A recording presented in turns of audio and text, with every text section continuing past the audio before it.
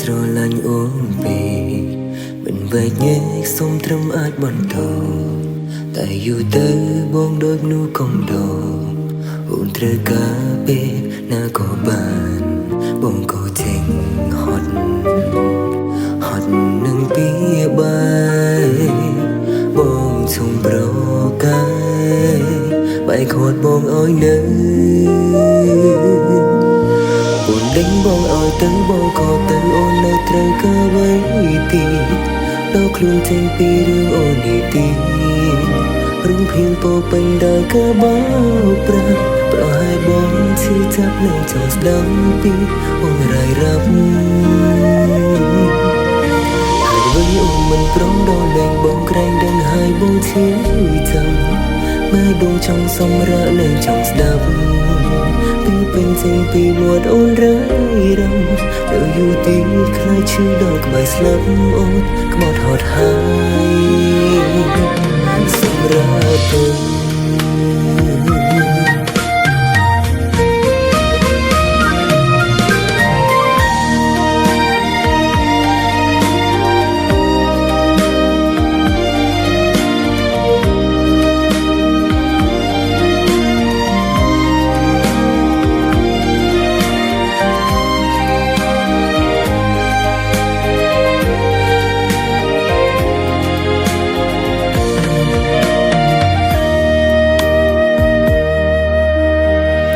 ស្រឡាញ់អូនពេក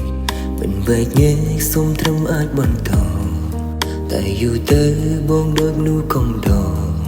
អូនត្រូវការពេលណាក៏បានបងក៏ចេញហត់នឹងពីបាយបងឈុំប្រកាយបែកខាត់បងអើយនៅ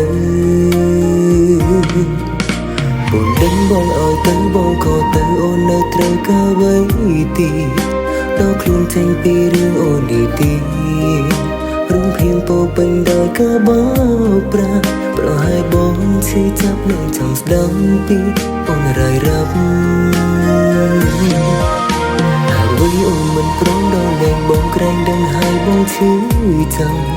ម៉ែដួងចង់សម្រាកលែងចង់ស្ដាប់ពីពេញចេញពីមាត់អូនរាយរំទៅយូរទៀតខ្លាចឈឺដល់ក្បែរស្លាប់អូនក្បត់ហត់ហើយសម្រាប់ទៅ